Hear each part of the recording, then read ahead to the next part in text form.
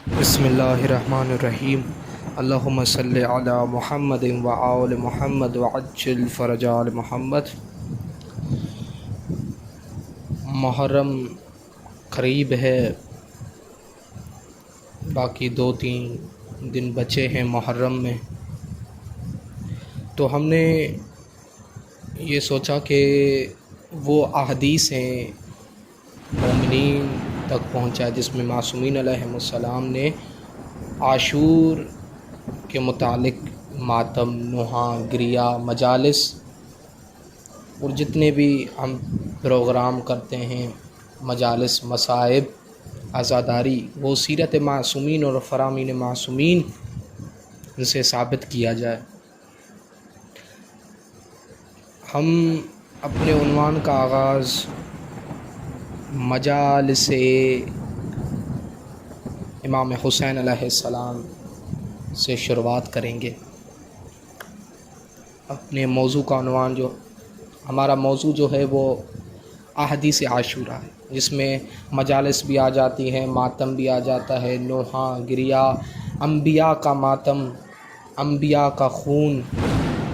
امام حسین پر بہانا، اور سیرت معصومین میں ائمہ معصومین نے عاشور کے گریہ و ماتم اور نوحہ کیا ہے۔ ہم اپنی گفتگو کا آغاز مجالس آل محمد علیہ السلام سے شروعات کرتے ہیں۔ ایک حدیث ہے امام جعفر صادق علیہ السلام سے، مولا نے فرمایا کہ کرامن کاتبین کے علاوہ خدا کے کچھ خاص فرشتے ہیں جو زمین میں چلتے پھرتے ہیں، بس جب وہ کسی ایسی قوم کے پاس سے گزرتے ہیں جو محمد و آل محمد علیہ السلام کا ذکر کر رہے ہوں تو ایک دوسرے سے کہتے ہیں کہ ٹھہرو، چنانچہ وہ فرشتے بیٹھ جاتے ہیں اور اس مجالس و ذکر آل محمد علیہ السلام سے درس بصیرت حاصل کرتے ہیں، یعنی جو ہم مجالس برپا کرتے ہیں محرم میں اور باقی دنوں میں۔ اور جب وہ لوگ اٹھ کر چلے جاتے ہیں تو یہ ان کے بیماروں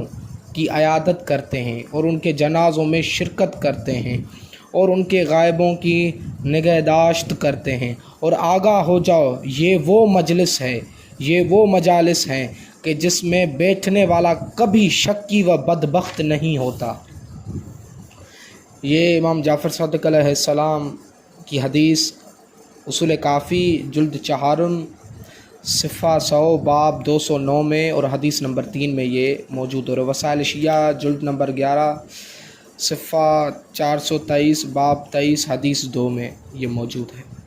اور دوسری روایت احکام دین میں یہ حدیث نمبر 2 میں اور مجالس آل محمد کے احکام میں یہ دوسری روایت بھی موجود ہے کہ امام جعفر صادق علیہ السلام نے ارشاد فرمایا، آسمان میں کچھ ایسے فرشتے ہیں کہ جب وہ دیکھتے ہیں کہ 1، 2 اور 3 آدمی آل محمد علیہ السلام کے فضائل بیان کر رہے ہیں تو وہ کہتے ہیں کیا تم ان لوگوں کو دیکھتے ہو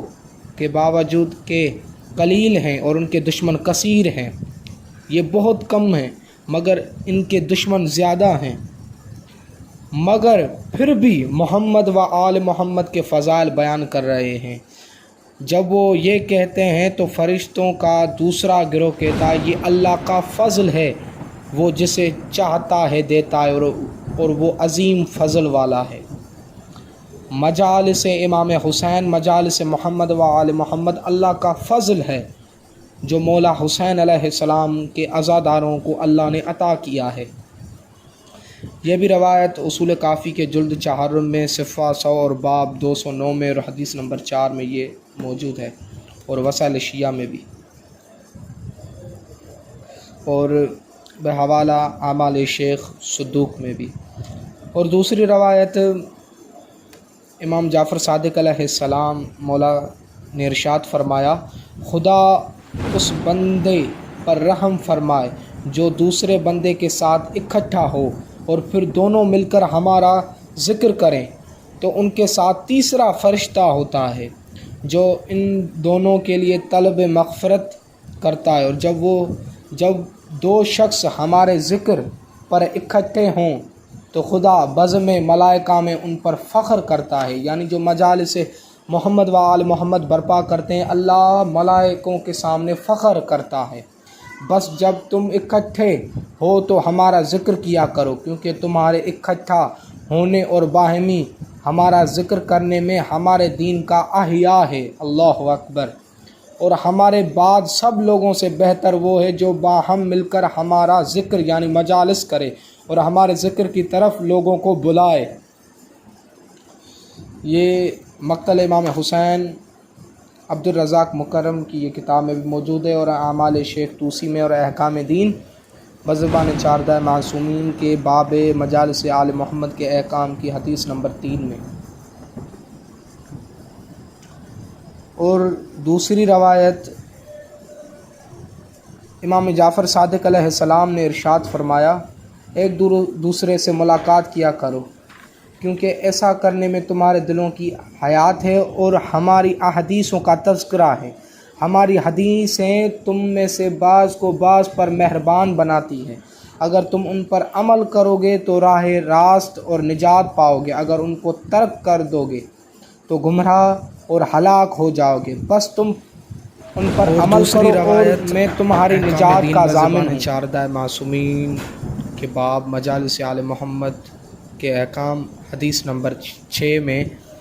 امام علی رضا علیہ السلام نے ارشاد فرمایا، شیطان اور اس کے انصار و اعوان کے لیے مومنین کی باہمی ملاقات سے بڑھ کر کوئی برا کام نہیں ہے۔ جب دو مومن آپس میں ملتے ہیں اور خدا کا ذکر کرتے ہیں اور پھر ہم اہل بیت علیہ السلام کا ذکر کرتے ہیں تو اس سے شیطان کے چہرے کے تمام گوشت پر خراشیں آ جاتی ہیں، حتیٰ کہ شدت رنج و عالم سے اس کی روح فریاد کرتی ہے، جسے ملائکہ خازنان جنت محسوس کرتے ہیں اور اس پر لعنت کرتے ہیں، پھر ملک مقرب اس پر لعنت کرتا ہے، اس طرح وہ خائب و خاسر ہوتا ہے اور اس کی ناک رگڑی جاتی ہے۔ یہ حدیث اصول کافی جلد نمبر 4 میں صفحہ 102 میں اور باب 209 میں حدیث نمبر 7 میں، اور یہ روایت القطرہ من بحار میں بھی جلد اول میں بھی موجود ہے۔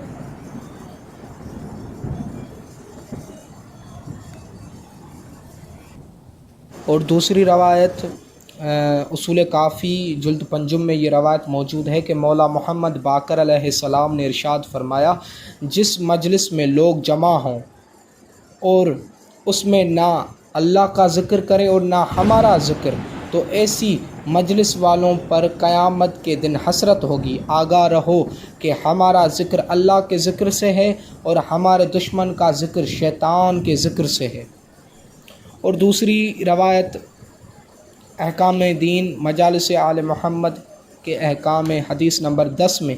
سرکار رسالت مآب صلی اللہ علیہ وآلہ وسلم نے ارشاد فرمایا، جو شخص میرے بیٹے حسین علیہ السلام کی مصیبت پر روئے یا اس کا تذکرہ کرے یا مجلس میں بیٹھے یا عزاداروں کی خدمت کرے تو گویا اس نے علی ابن ابی طالب علیہ السلام کے ساتھ 40 مرتبہ عرش پر میری زیارت کی۔ اللہ اکبر۔ سرکار نے اتنی فضیلت بیان کی ہے مجالس کی، عزاداری کی، کہ سرکار فرما رہے ہیں کہ جو شخص میرے بیٹے حسین علیہ السلام کی مصیبت پر روئے یا اس کا تذکرہ کرے یا مجلس میں بیٹھے یا عزاداروں کی خدمت کرے تو گویا اس نے علی ابن ابی طالب علیہ السلام کے ساتھ 40 مرتبہ عرش پر میری زیارت کی۔ کتاب بحور الغمہ جلد اول میں یہ روایت موجود ہے۔ اللہم صلی علی محمد و آل محمد وعجل فرج آل محمد۔